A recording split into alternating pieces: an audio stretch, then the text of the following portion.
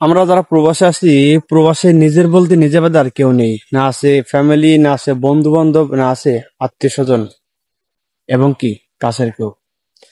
আফসোস লাগে, বছরে দুটি দিন আসে, তার ভিতরে যেটি বাংলাদেশ এবং প্রবাসে চলে গেছে একটি ঈদের দিন, অর্থাৎ খুশির দিন মুসলিমদের জন্য। এমন একটা দিন, অন্য দিন আপনি কেউ কাউকে স্মরণ না করেন, এমন একটা দিন অবশ্যই যদি সেই ব্যক্তিটি বা আপনার সেই কাছের মানুষটি আপনার রিলেটিভ হয়, অবশ্যই আপনার স্মরণ করা প্রয়োজন বা স্মরণ করা উচিত ছিল। যাক, কথার পয়েন্টে আসি। অনেকে বলে যে দেশ থেকে যারা বিদেশ যায়, বিমানে ওঠার পর বেইমান হয়ে যায়। কথাটি সম্পূর্ণ ভুল, কারণ দেশের মানুষ সময়ের মূল্য দিতে জানে না, আর প্রবাসের মানুষ প্রত্যেকটা সেকেন্ডে সময়ের মূল্য দিতে হয়। আমি সহ বা অনেকেই প্রবাসে ঈদের নামাজ পড়ে সাথে সাথে আধা ঘন্টা পরে আমার কর্মসংস্থল অর্থাৎ আমার ডিউটিতে জয়েন দিতে হয়েছে। অনেকে চাপা কান্নায় ভাসিয়েছে তার বালিশ, মন খারাপের দিন কাটিয়েছে অনেক প্রবাসী। তো যাই হোক, যে যার মতো করে ঈদের দিনটা কোন রকম কাটিয়েছে, বাকি দিনটা আবারও প্রত্যেকের কর্মসংস্থলে কর্মব্যস্ততায় সময় পার করবে। তার বিপরীতে গতকাল যে ঈদের দিন পালন করেছে বাংলাদেশের মানুষ, আমি তাদের উদ্দেশ্যে কিছু কথা বলি। প্রত্যেকটা প্রবাসীরই কিন্তু কাছের পরিচিত, আবার বন্ধু বান্ধব বা ফ্যামিলিগত মানুষ আছে বা ছিল। সকলের মায়া ত্যাগ করে প্রবাসী জীবনে আসছে তার ফ্যামিলিকে ভালো রাখার জন্য।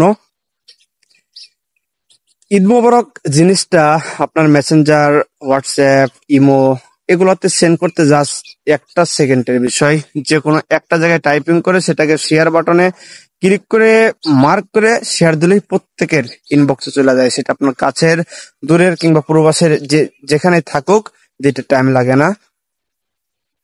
গতকাল অনেকের চাপা কান্নার কিছু কথা, যেগুলো শুনতে ভীষণ খারাপ লাগে, আর এগুলো বাংলাদেশের মানুষ কখনো অনুভব করতে পারবে না।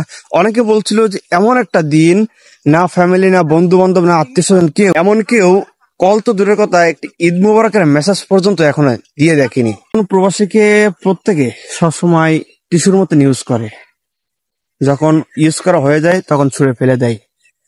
বন্ধু বান্ধব বলেন, আত্মীয় স্বজন বলেন, যখন তার কোনো প্রয়োজন হবে তখন দেখবেন তার রিলেটিভ যদি কেউ প্রবাসে থাকে, 6 মাসে একদিন ফোন দিয়ে কথা বলতে না বলতে দেখবেন কত কিছু বলে ফেলবে। যাক, সেটা সবাই সকলে যার যার জায়গা থেকে বুঝতে পারছেন। স্বার্থ ছাড়া কেউ কারোর সাথে মিশতে চায় না, আর যার মাথায় তেল আছে ঠিক তার মাথায় সকলে তেল ঢালতে চায়। তা প্রবাসে যারা আছে, বেশি কিছু কেউ দেশের মানুষ থেকে আশা করে না, শুধু একটু মাত্র ভালোবাসা আশা করে। কারণ একটা মানুষ, তারও নিজস্ব ইচ্ছে স্বপ্ন বলতে কিছু থাকে, সবগুলো জিনিস বিসর্জন দিয়ে প্রবাসে নিজের বলতে নিজে একাকিত্ব ভাবে বসবাস করে, শুধু তার ফ্যামিলির মানুষকে ভালো রাখার জন্য, বা তার ভালো কোনো অর্থ উপার্জনের মাধ্যমে অ্যাটলিস্ট তার ফ্যামিলি, বাবা মা, ভাই বোন, স্ত্রী, সন্তান সবাই যাতে একটু ভালোভাবে চলতে পারুক, সে প্রত্যাশাই করে। যারা ঈদের আগে, প্রত্যেকটা মানুষ যারা প্রবাসে আছে বা ছিল, ঈদের মার্কেট করবে, রমজানের খরচ ছিল, ঈদ বোনাসের টাকা লাগবে, এভরিথিং তাদের সাথে কথা বলছে, কার কত বাজেট বা কতটুকু টাকা দিতে হবে এবার ঈদ উপলক্ষে, সবকিছু হয়েছে ডান, নো প্রবলেম। বাট যখন ঈদের দিন আসছে, সকাল থেকে সন্ধ্যা করে যায়, সেই মানুষটির কাছে না আসে একটা মেসেজ, না আসে একটা কল।